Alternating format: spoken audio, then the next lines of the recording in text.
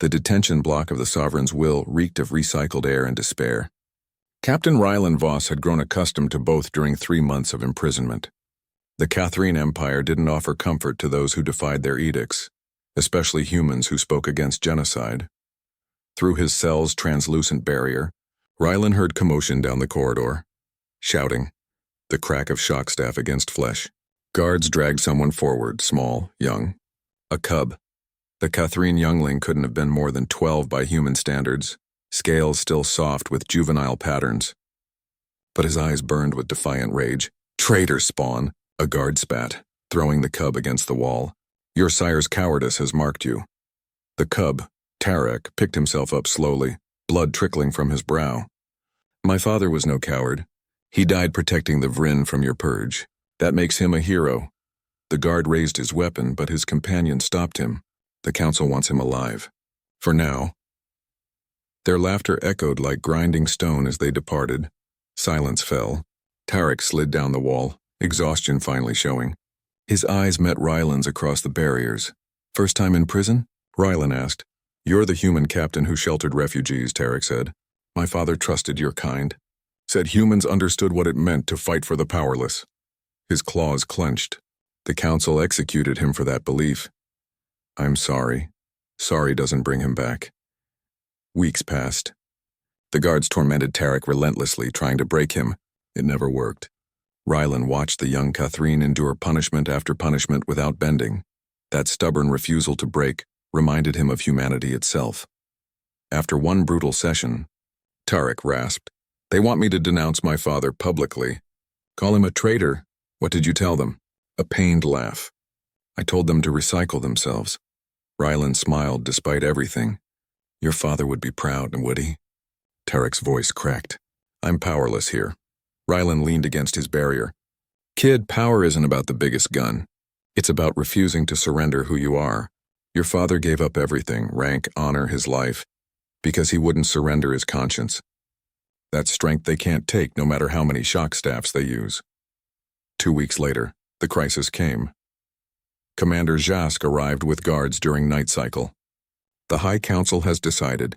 Tomorrow you'll be executed publicly. Tarek stood bloodied but unbowed. Then deliberately he withdrew something from his tunic, a ceremonial blade unmistakably Catherine. My father's blade, Tarek said. They missed it. Incompetent even in oppression. He held it out, handle first, toward Jask. You call my father a traitor. So use it, I challenge you, Commander. By ancient right, I demand trial by combat. The corridor went deathly silent. Rylan's heart pounded. The challenge was brilliant and insane. Ancient law granted the condemned the right to challenge their executioner. Refusal nullified the sentence. But Tarek was a cub. Jask was a decorated warrior in his prime. Jask's face twisted through rage, contempt, and finally fear, not of the blade, but of what acceptance meant. If he refused, he'd be branded coward. This is absurd, Jask sputtered. You're a child and scared, Commander? Tarek's voice rang clear. Afraid that traitor blood might still know how to fight? The guards exchanged glances. Word would spread throughout the fleet. Jask snatched the blade. Fine. At dawn, the hangar bay. You'll die with honor at least, even if your father had none. After they left, Rylan said, That was either the bravest or stupidest thing I've ever seen. Tarek turned, and Rylan saw something extraordinary. The cub was smiling with grim satisfaction. Perhaps both, Tarek said. My father taught me the Empire's greatest weakness. They've forgotten they were once warriors who valued honor over power. I may die tomorrow, but everyone will see what the Empire has become. A regime where grown warriors fear children who ask for justice. Rylan understood. This wasn't about winning. It was about the message. About showing that even a cub could stand defiant. It was the most human thing he'd ever seen an alien do. Dawn came with ceremony. The hangar bay cleared, a combat circle marked. The entire crew assembled, hundreds of reptilian faces watching. This was no longer just an execution, but a test of the Empire itself. Tarek stood in simple wraps, his father's blade returned. Jask wore full armor and radiated contempt. Captain Cythera, ancient and weathered, presided. By ancient law, this challenge is recognized. Begin. Jask lunged immediately, blade descending in a killing arc, and met Tarek's guard. The cub moved faster than anyone expected, turning the blow aside. Jask stumbled, surprised. "My father was the Empire's finest blade master," Tarek said calmly. "Did you think he taught me nothing?" What followed was an education. Tarek didn't match Jask's strength. He used the commander's aggression against him, making him overextend, waste energy. Every attack was turned aside with perfect form. The crowd murmured.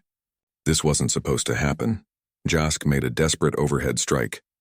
Tarek sidestepped and drew his blade across the commander's exposed arm. "First blood, that's for my father," Tarek said quietly. Enraged, Jask abandoned technique, becoming fury incarnate. Tarek took cuts to shoulder and thigh, but gave as good as he got. Another slash across Jask's chest, a stab finding gaps in armor. They broke apart, both bleeding, exhausted. "Yield," Tarek offered. "Never." Jask spat and charged. This time Tarek didn't dodge. He met the charge head-on, sliding under the wild swing and coming up inside Jask's guard. His blade found the gap between helmet and chest plate. Jask froze. Tarek's blade pressed against his throat. The hanger fell silent. "I could kill you," Tarek said, loud enough for all to hear. "By right I should. But my father taught me honor isn't about what enemies deserve. It's about who you choose to be." He lowered the blade. "I yield the kill, but I claim my freedom." Captain Cythera stood. "The law is clear. The cub has won. He is free." Her gaze swept the crew. "Furthermore, the cub has demonstrated courage, skill, and honor. I grant him sanctuary aboard this vessel." Tarek bowed. "I accept, Captain. But I have one request." He pointed to Ryland's cell. "That human showed me what honor looked like. He's imprisoned for the same beliefs my father died for. By law of sanctuary, I request he be included." Cythera smiled, a predator's expression aimed at the corruption around her. "Granted. Captain Voss, you are released. The Empire may consider you enemies, but aboard my ship you are guests." The barriers deactivated. Ryland stepped into the hangar bay, still processing what happened. Tarek turned to him, clutching his father's blade despite his wounds. "Humans aren't the only ones who can be defiant, Captain," the cub said. "My father learned that from your people. Now I've taught it back to mine." Around them, crew members exchanged glances, questioning looks. Seeds of doubt planted by a cub who refused to break. That was how revolutions began, not with armies, but with a single act of defiance that made others remember what they'd forgotten. Ryland put a hand on Tarek's shoulder. "Your father would be incredibly proud." "So would yours, I think," Tarek replied. "That's what humans taught us, that honor is universal. That courage doesn't care about species. That sometimes the strongest thing you can do is refuse to surrender who you are." Behind them, Jask was carried away in disgrace. Ahead, uncertainty awaited. But for the first time in months, Ryland felt something he'd thought lost. Hope. The Empire had called him a traitor. The cub had called him friend. In the end, that made all the difference.